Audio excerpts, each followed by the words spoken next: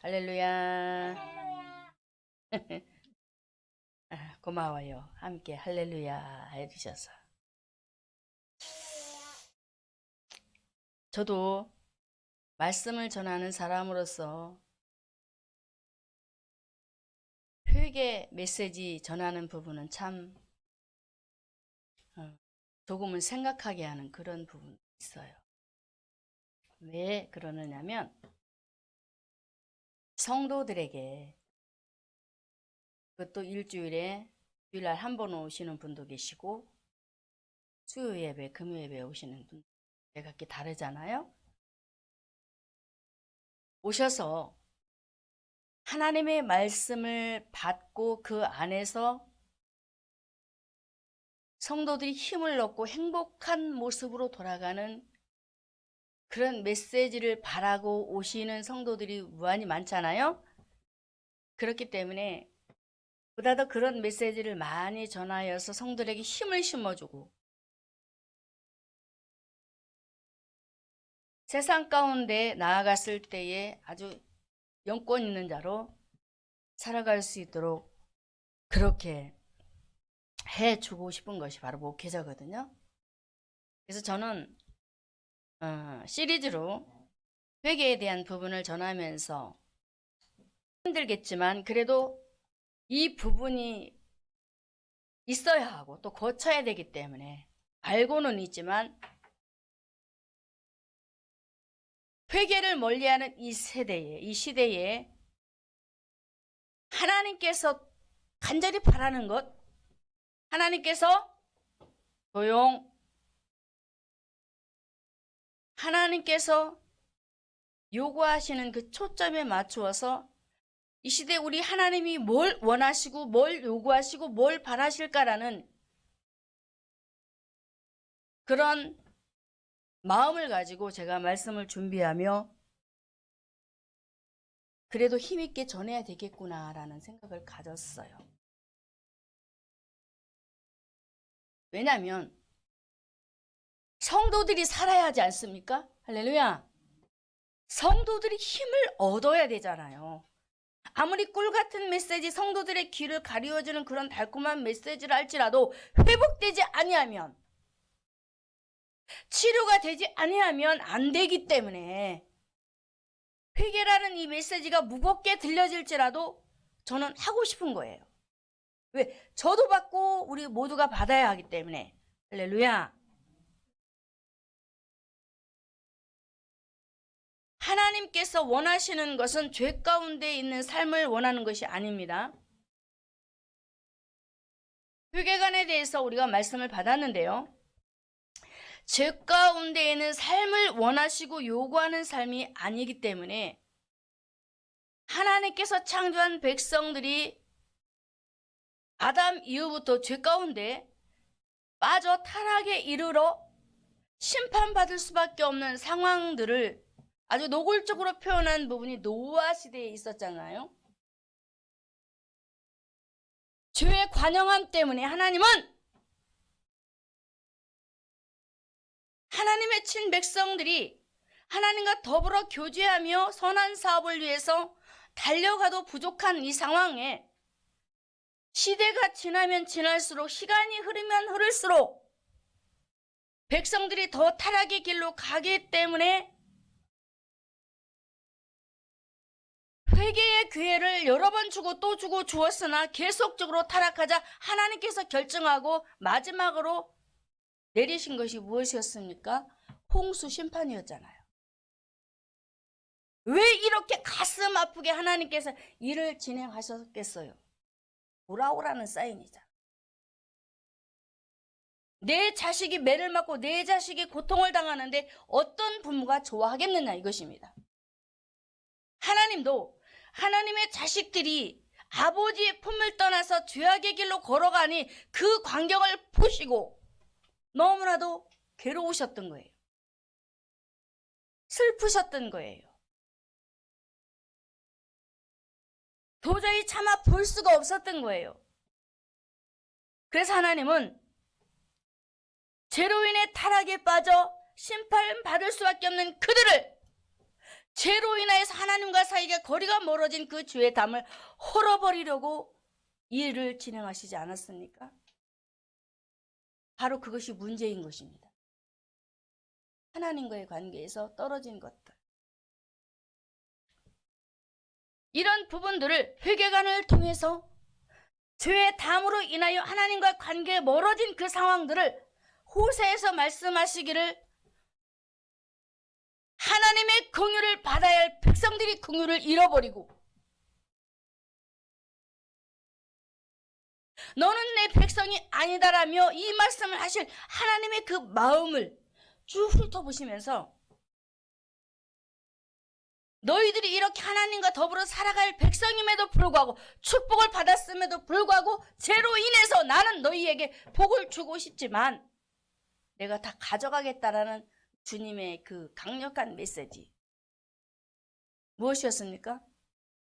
죄로 인해서 죄의 담이 막혀 하나님이 주신 모든 축복을 상실한 이스라엘 백성들을 통해서 우리에게 다시 한번 상기시켜 주시며 오늘 다시 한번 우리에게 어떻게 다가오셨는가. 오늘 말씀의 제목이 무엇입니까? 회개하는 방법입니다. 어떻게 회개해야 되나? 하나님 나 잘못했어요. 수박 거달기식으로 그냥 쓸어 엎는 것이 아니고 하나님은 하나님의 말씀 속에서 저와 여러분에게 회개해야 될 그런 회개를 어떻게 해야 되나 이런 방법들까지 우리에게 가르쳐주고 계시더라는 것입니다. 할렐루야. 그래서 우리 하나님은 회개하는 방법 첫째로 어떤 부분을 우리에게 말씀을 하고 계시느냐면 디모데전서 5장 22절에 말씀을 함께 읽도록 하겠습니다. 디모데전서 5장 22절 읽습니다.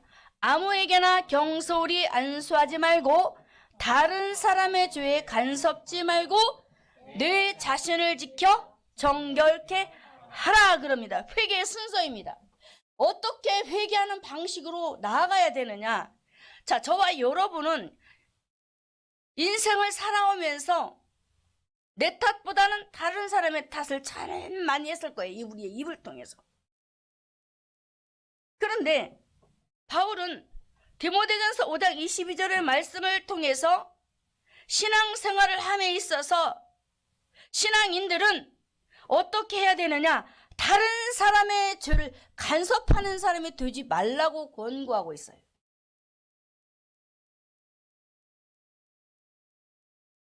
한마디로 회개의 출발점은 남의 탓이 아닌 바로 내게 죄의 원인, 근원이 있다는 사실을 알고 살라는 것이에요. 할렐루야. 왜 그럴까? 한번 생각해 봅시다. 우리 왜 나로부터 죄의 문제를 확인을 해야 되는가? 그것은 바로 나 때문이라는 그것보다는 너 때문이라는 것이 출발이 되어지게 되면은 하나님은 일하시지 않습니다. 회개의 영이 역사를 해야 되는데 너 때문이야. 나는 잘못이 없어. 라는 이 생각을 가지고 예배 속에 들어와서 예배에 참여하게 되면은 회개의 영을 부어주고 싶어도 부어주시지 않는다라는 거예요.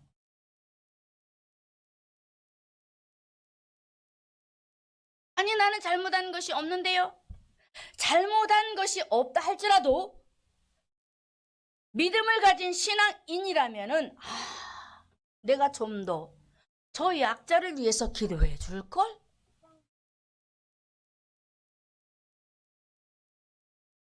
내가 먼저 된 자로서 저를 위해서 내가 이런 부분에 좀 뒤에서 백그라운드가 되어줄걸? 생각이 가치관이 다르지요. 그런데 하나님의 말씀에 나만 최고야 나만 잘났어 하면서 의기양양하며 하나님의 말씀을 가지고 살았던 서기관과 바리새인들을 보면 나만 의인이다라고 자기네들이 자기 자신을 쉽게 세우는 것을 보게 되고 남의 탓으로 돌려버리잖아요. 보세요.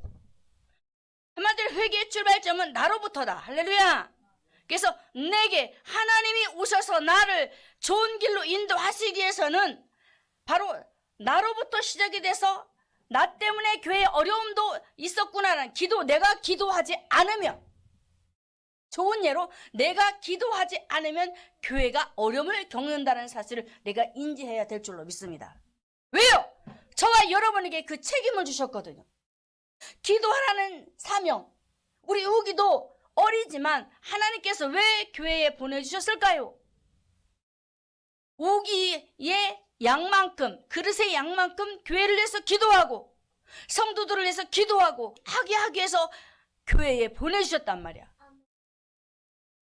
그런데 그런 부분은 찾지 않고 나는 기도한다고, 나는 찬양을 열심히 한다고 못하는 사람들을 향해서 비난하고 조롱하고 탓하고 너 때문이야! 너 때문에 교회가 부흥되지 않아! 라고 이렇게 책만 잡는다면 과연 하나님께서 우리에게 오셔서 일을 하실까요? No, 아닙니다. 우리 예수님께서 분명히 말씀하십니다. 마태복음 7장 3절에 이렇게 말씀하고 계세요. 어찌하여 형제의 눈 속에 있는 티는 보고 내 눈 속에 있는 들보는 깨닫지 못하느냐라고 말씀하고 있습니다. 마태복음 7장 3절에 어찌하여 형제의 눈 속에 있는 티는 보면서 내 속에 있는 들보를 깨닫지 못하느냐. 보세요. 예수님께서 이렇게 말씀을 하고 계세요. 남의 잘못을 부려하지 말고 너의 속 안에 있는 들보 큰 문제덩어리를 한번 다시 돌아보면서 체크를 하라는 거예요.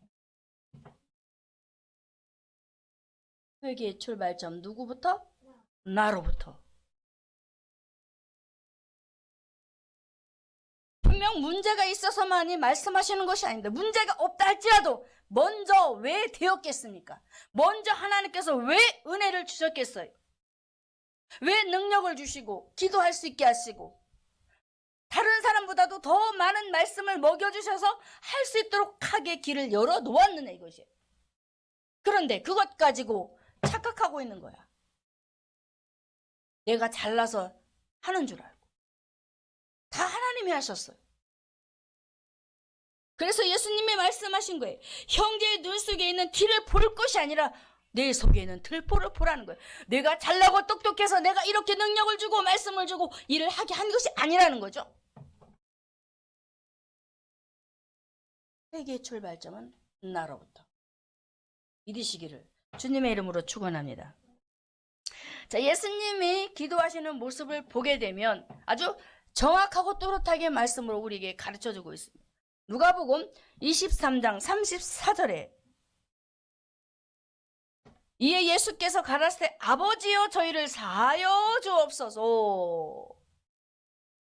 자기의 하는 것을 알지 못함이니이다 하시더라. 예수님이 자기를 십자가에 못 박는 자들을 위해서 용서해달라는 기도를 하고 있습니다. 예수님은 자기 자신을 죽이려는 그들을 향하여서 원망하거나 불평하거나 나는 죄가 없는데 왜 너희들이 나를 십자가에 못 박느냐고 그들을 향해서 포관하지 않았다라는 거예요. 예수님은 하실 수 있는 분이에요. 의인이시기 때문에 할 수 있어요. 그럼에도 불구하고 그들을 향하여서 십자가에 못 박는 그들을 향하여서 도리어 용서의 기도를 하나님께 올려드리는. 그럼 우리는 어떻게 해야 돼요? 의인 되신 예수님도 이렇게 하셨는데 우리가 뭐가 잘났다고 남의 탓만 하며 그 원인 제공이 누구인지도 모르고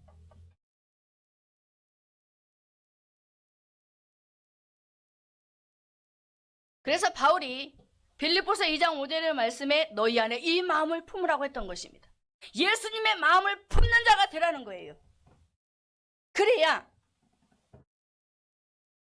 어느 모모 집사님에게, 모모 권사님에게, 모모 목사님에게 단점이 있다 할지라도 그런 부분들을 내가 커버하고 용서해 줄 수 있는 주님의 마음을 표현을 할 수 있다라는 거예요. 할렐루야. 교회가 부흥되고 교회가 잘 되는 길, 예수님의 마음을 품는 것입니다. 그리고 용서하는 것입니다. 그리고 이해를 해주는 것입니다. 기독교인이라면 당연한 거예요.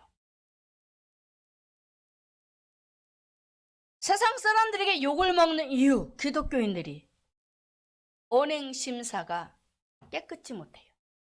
불신자보다 못한 말들을 풀어놓고 다녀요. 그러니까 당연히 욕을 먹을 수밖에. 야, 너 예수 믿는다면서 왜 그렇게 말을 해? 라고 들을만 하잖아요.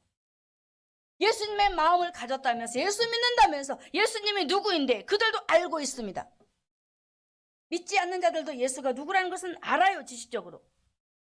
그렇기 때문에 그들은 뭔가 모르게 신앙인들을 만났었을 때 기대를 갖습니다. 기대.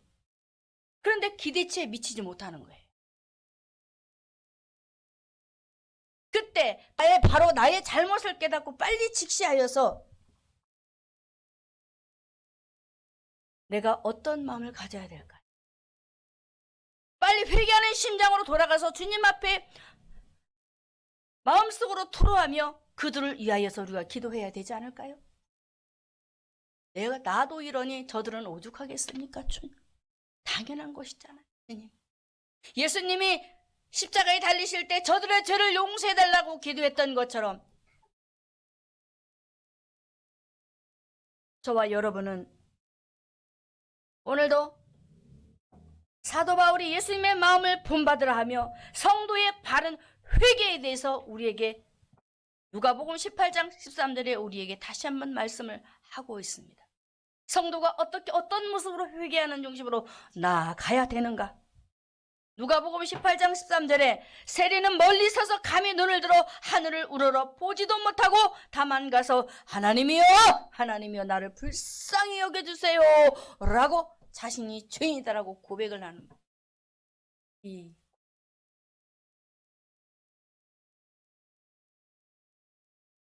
하나님 떠난 죄인임에 주님께서 의인 삼아 주시지 않았다면 나는 죄 가운데 영원히 죽을 수밖에 없는 죄인입니다라고 고백하는 이 세리의 이 신앙의 아름다운 모습.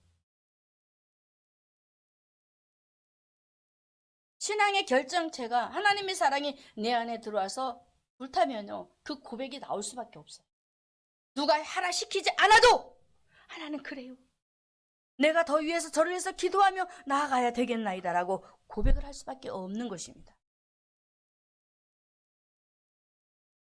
하나님이여 하나님이여 불쌍히 여겨 주옵소서 나는 죄인입니다. 나 때문이에요 라는 말입니다. 그런데 다른 부류들이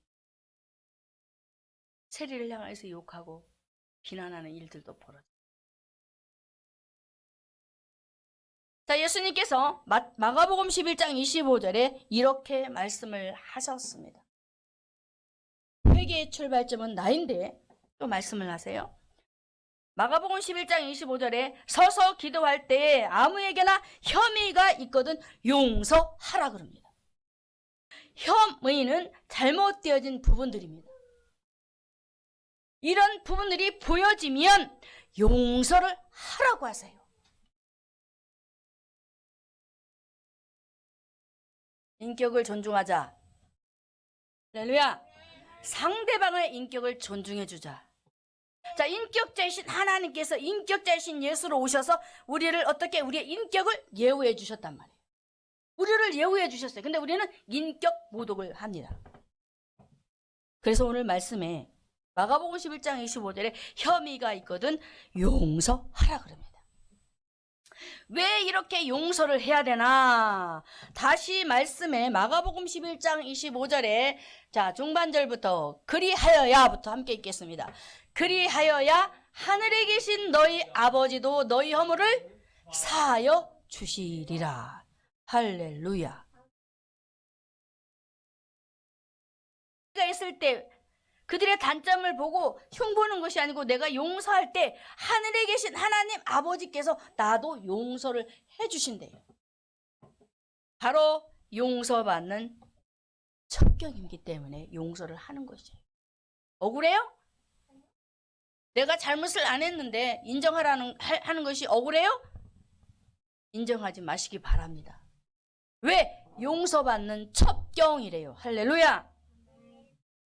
자, 달란트에 비유해서 마태복음 18장 23절에 이렇게 말합니다. 이러므로 천국은 그 종들과 회개하려 하던 어떤 임금과 같으니 하고 35절에 보면 너희가 각각 중심으로 형제를 용서하지 아니하면 내 천부께서 너희에게도 이와 같이 하리라 라는 말씀이 있습니다.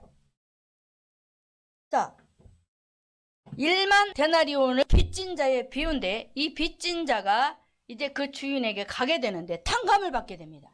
자, 빚진 자가 탕감을 받았는데 탕감 받고 돌아가면서 100데나리온을 이 빚진 자를 만나서 그에게 막 그 빚을 갚으라고 아주 그냥 못된 짓을 했어요.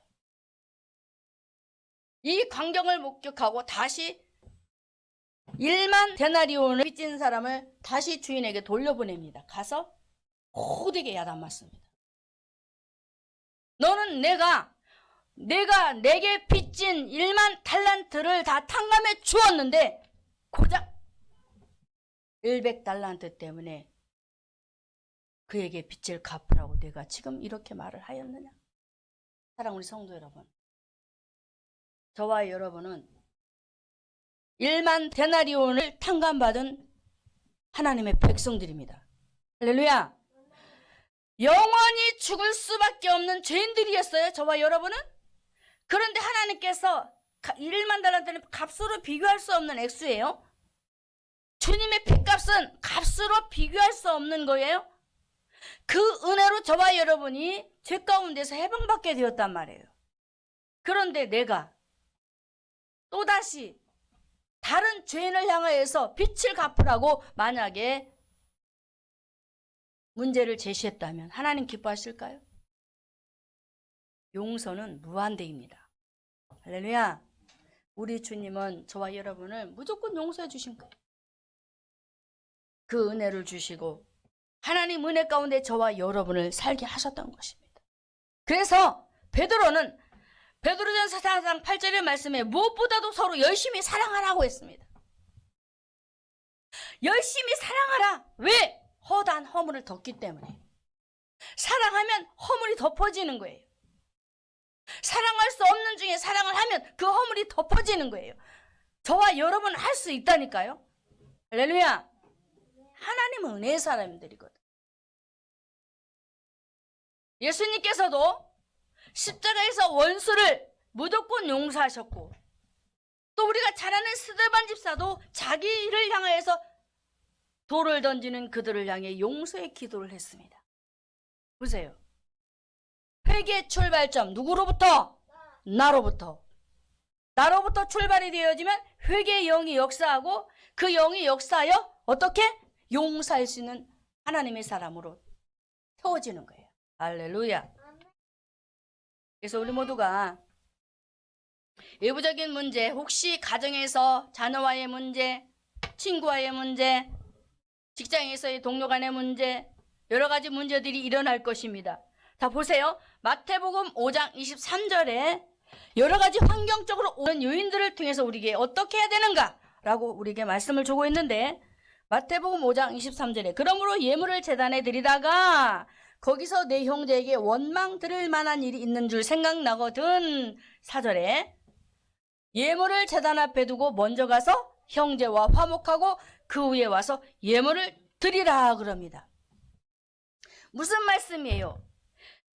외부적인 문제가 발생을 했을 때에 바로 문제는 나 때문이라는 생각을 가지고 용서하는 마음으로 나아갈 때 우리 주님은 저와 여러분이 주님 앞에 나아갈 때, 자, 오늘 우리가 하나님 앞에 예배 드리러 왔습니다. 그런데 온갖 것들을 내 가슴에 품고 왔어.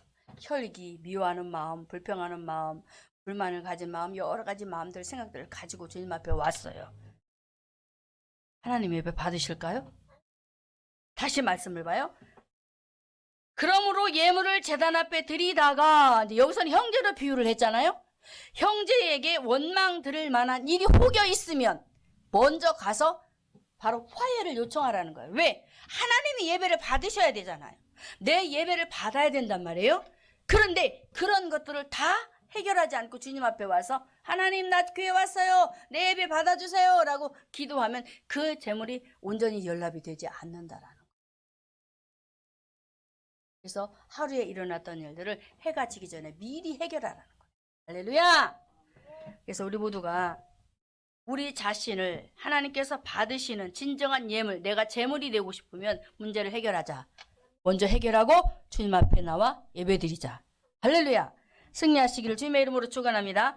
자, 두 번째는 회개의 출발점은 나, 이제 회개의 형태입니다. 어떻게 회개를 해야 되나?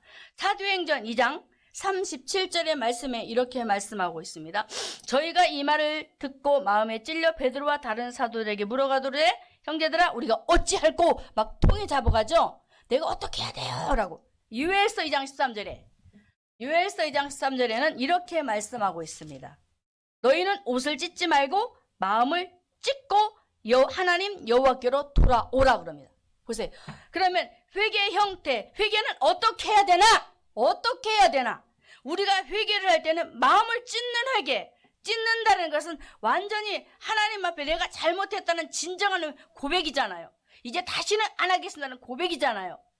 그러므로 마음을 찢는 회개하는 신앙인이 되라고 합니다. 할렐루야. 그냥 형식적으로 하나님, 내가 잘못했어요, 오늘도 내가 형편없이 드렸네요, 하나님 용서해 주세요 라고 해놓고는 다시 돌아가서 또 제자리대로 옛날처럼 똑같은 예배 드린다면 하나님이 싫어한다라는 거예요. 보기 쉽지? 절대 그렇게 하면 안 된다라는 거야. 자, 그러므로 회개는 우리가 사색을 하거나 또 회개는 후회하는 것도 아닙니다. 절대로 회개는 후회하는 모습으로 하면 안 돼요. 하나님 절대 안 받으세요. 사울이 다윗을 쫓아다니면서 얼마나 많은 잘못들을 저질렀어요. 근데 후회로 끝나버려요. 회개는 하지 않고. 우리가 하나님 앞에 눈물로 부르짖어 가슴 찢는 회개를 할 때야만이 진심으로 내가 하나님 잘못해서, 이런 부분을 잘못해서 내가 이렇게 했어요 라고 주님 앞에 진정으로 토로하고 내어놓으면 어떻게 되어지느냐? 바로 우리 속에 있는 숨은 것들까지라도 완전히 하나님께서 다 끌어내 주신다는 거예요. 할렐루야. 제가 처음에 신앙생활을 하면서 얼마나 하나님 앞에 울었던지, 하나님의 은혜 주셔서 그렇게 기도했지요.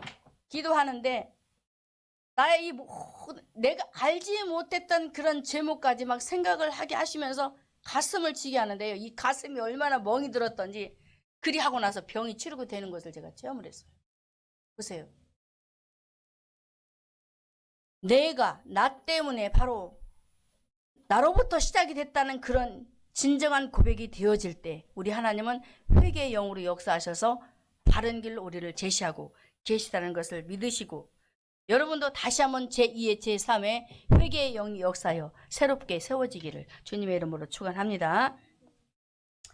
자, 베드로는 회개의 영이 역사했을 때 어떻게 했는가?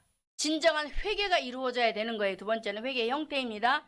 그냥 가짜, 가식으로 그냥 말로만 잘못했어요 라고 다시 되돌아가는 그런 모습이 아니라 베드로는 어떻게 했느냐?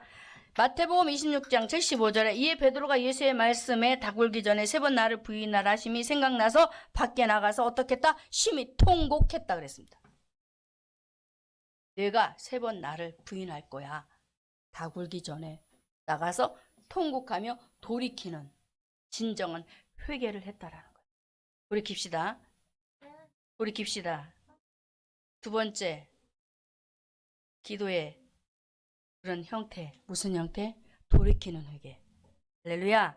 돌이키는 회개를 하자 이겁니다. 우리가 알아두어야 할 것이 있습니다. 죄가 생각이 나면 어떻게 해야 되느냐? 남겨두지 말아야 됩니다. 하나님은 반드시 분명히 죄를 생각나게 하십니다. 여러분들이 잘못했던 것들을 가르쳐 주셔요. 그럴 때에 남겨두지 마시고 내가 나중에 회개할 거야?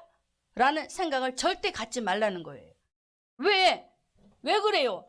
그것은 바로 내가 죄를 생각나게 해서 회개하는 시간을 분명히 주셨는데 뒤로 제껴놓고 회개를 하지 않으면 어떤 상황이 벌어지느냐면은 계속적으로 죄가 쌓이게 되는 거예요. 여러분 스스로가 여러분이 신앙생활을 하면서 느끼셨는지 모르겠어요. 매일매일 하루의 일과 여러분의 삶의 일상생활을 하면서 분명히 하나님 보시기에 옳지 않은 것들이 진행이 되어지고 있을 것이란 말입니다. 그런데 처음에 우리가 잠에서 깨어나서 기도로 시작하고 기도로 진행하고 기도를 마무리하면서 무엇을 마무리하는가요? 하나님, 내가 오늘도 이렇게 살았습니다. 그리고 내가 이렇게 잘못되어진 부분도 있습니다라고 회개하고 마무리하고 잠자리에 들어가고 또 아침에 일어나서 또 하고 그러잖아요. 이런 것들이 되어져야 되는데 만약에 그런 죄의 제목들이 생각나게 하셨을 때 진정으로 진심으로 돌이키는 회개를 하지 않으면 어떤 사람이 되는 양심의 화인을 맞게 됩니다. 양심의 화인을 맞으면 어떻게 되느냐면 감각이 없어져요. 그래서 회개할 줄도 모르는 사람이 되어지는 거예요. 그럼 어떻게 돼요? 유다처럼 되는, 가룟 유다. 가룟 유다는 분명히 예수님께서 회개의 기회를 주셨어요. 은전팔 때도 그렇고 잡아갈 때도 그렇고 분명히 기회를 주었는데 회개하지 않아요. 뭐가 둔해진 거예요? 감각이 둔해진 거예요. 결국에는 배창자가 터져 죽고 지옥으로 떨어지는 거예요. 이렇게 되는 게 무섭습니다. 그래서 저와 여러분에게 하나님께서 잘못되어진 그 죄의 제목들을 생각나게 하실 때 그때 진심으로 회개하여 버리시기를 주님의 이름으로 축원합니다. 이게 되어져야 되는 거예요. 안 되면 큰일 나는 거예요. 자, 우리가 잘 아는 다윗도 보면은 시편 6편 6절에 내가 탄식함으로 곰핍하여 밤마다 눈물로 침상을 띄우며 요를 적셨다라고 합니다. 왜 그랬을까요? 다윗이 우리아의 아내를 범하고 얼마나 그 마음에 하나님께서 가슴을 훑는 기도를 시켰느냐 이 말이에요. 내가 왜 그랬을까? 하나님, 제가 이렇게 주님을 뜨겁게 사랑하고 골리앗을 쳐부술 때도 그랬고 사울을 위해서 일할 때도 이스라엘 백성들을 위해서 일할 때도 얼마나 목숨 걸고 투쟁하면서 전쟁터에서 피눈물을 흘리며 이렇게 일을 했는데 주님을 위해서 일을 했는데 내가 순간 속아서 나 자신에게 속아서 하나님께서 주신 것만도 너무나 많은데 뭐가 부족하다고 남의 여인까지 탐하며 그 죄를 저질렀는가 생각하며 그가 밤마다 눈물로 막 침상을 적시면서 괴로워하는 거예요. 하나님, 내가 정말로 진심으로 잘못했습니다. 다시는 안 그러겠습니다. 그런데 저 자신을 돌아보니까 또 그런 죄를 지을 것 같아요. 그래서 내가 괴로워서 견딜 수가 없습니다. 저도 그랬어요. 하나님 앞에 나의 연약한 약점들을 보면서 하나님, 최순하게 사람은 이렇습니다. 주님 앞에 내가 안 하겠다고 회개했지만 다시 또 돌아보면 또 할 수밖에 없는 그런 연약한 죄인입니다. 하나님이여 나를 용서해 주시고 내가 다시는 그 길을 걸어가지 않도록 하나님께서 나를 붙들어 주시고 강권하시고 지켜주시고 생각도 마음도 나의 몸도 제가 뼛속까지 기도한 사람이야. 머리에서 발끝까지 이 내가 알지 못하는 세포까지라도 붙잡아 주세요. 그렇지 않으면 내가 이 죄를 범할 수밖에 없습니다. 라는 기도. 그거를 얼마나 시켰는지 몰라요. 하나님.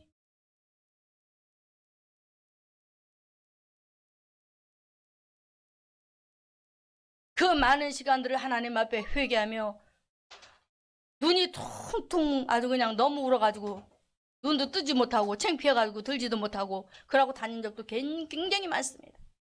얼마나 회개 기도를 시키는지 진정으로 돌이킬 때까지 그런 회개 기도를 시키더라고요. 한번 쌈박하고 마는 게 아니에요.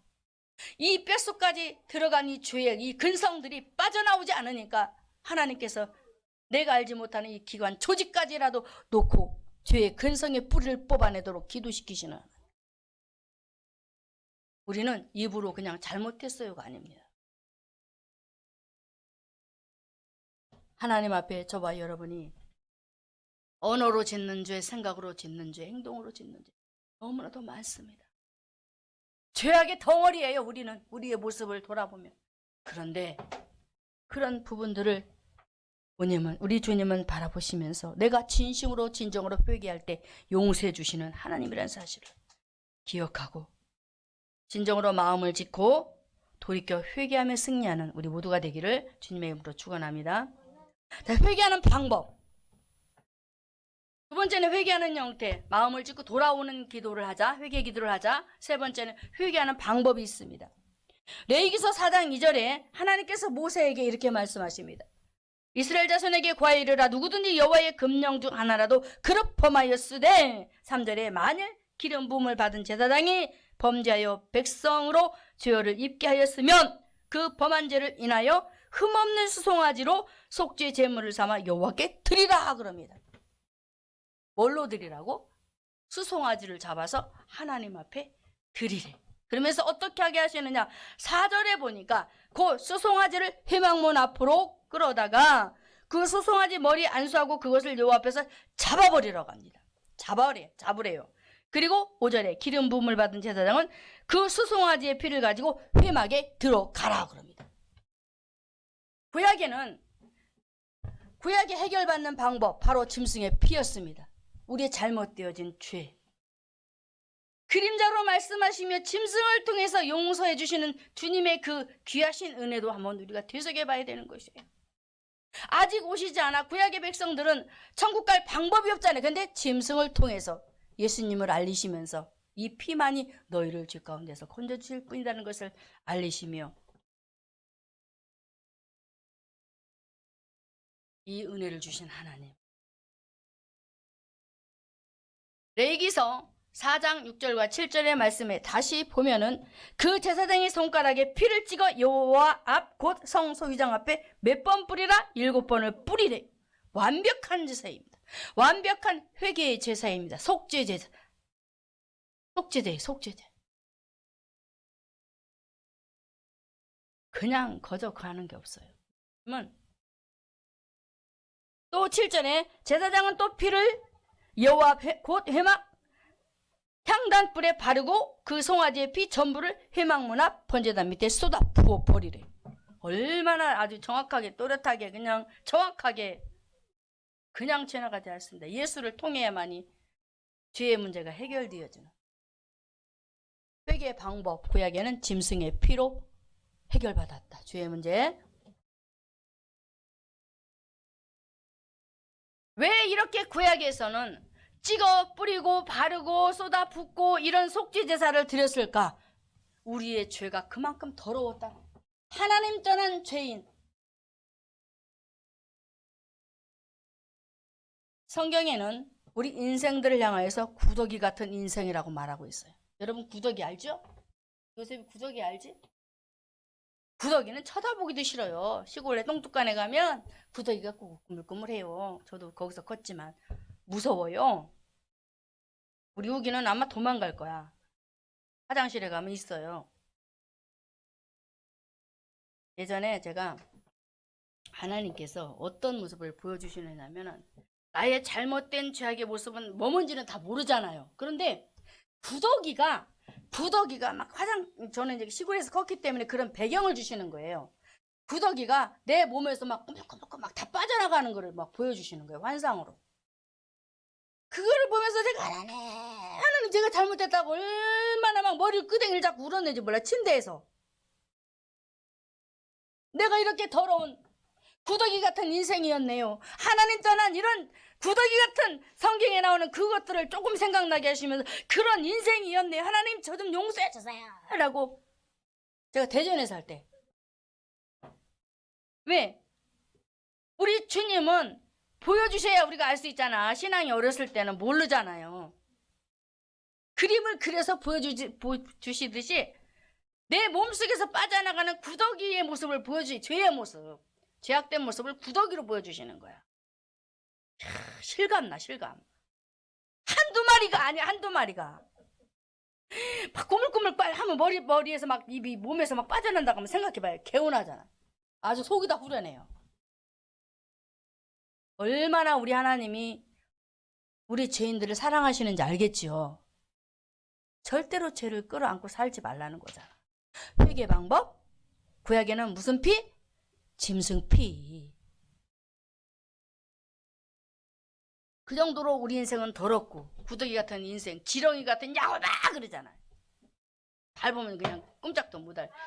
우리 연약한 인생들이라는 거예요. 그런데 잘났다고 뻐기고 하나님 은혜로 사는 줄도 모르고.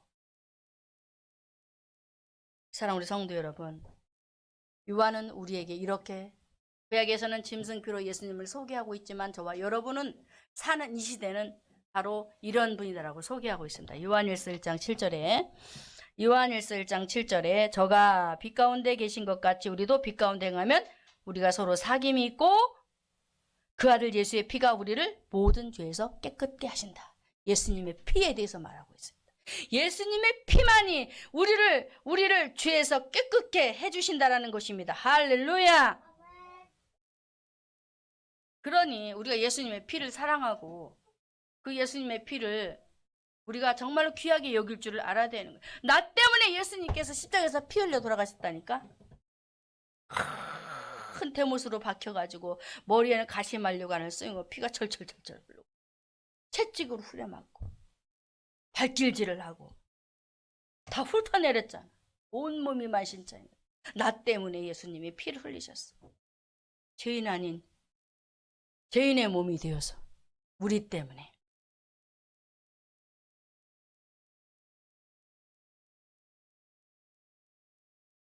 사랑 우리 성도 여러분, 저와 여러분은 오늘도 구약에서 말하는 짐승의 피를 예수의 보혈로 우리에게 상징적으로 보여주시면서 오실 메시아를 바라보았던 그들마저도 구원하시고 오신 그리스도 다시 오실 메시아 예수 그리스도를 바라보는 우리에게는 예수의 피로 말미암아 우리의 죄 문제를 해결해 주신다는 이 사실 하에 우리 모두가 오늘도 다시 한번 회개의 중심을 가진 심장을 가지고 하나님 앞에 진정으로 돌이키는 회개. 할렐루야. 돌이키는 회개를 하자 이거예요. 말씀의 결론이 이겁니다. 돌이키는 회개를 하고 그 피만 의지하고 그 피로 말미암아 우리에게 살 길이 있다라는 사실. 할렐루야. 승리하시기를 주님의 이름으로 축원합니다.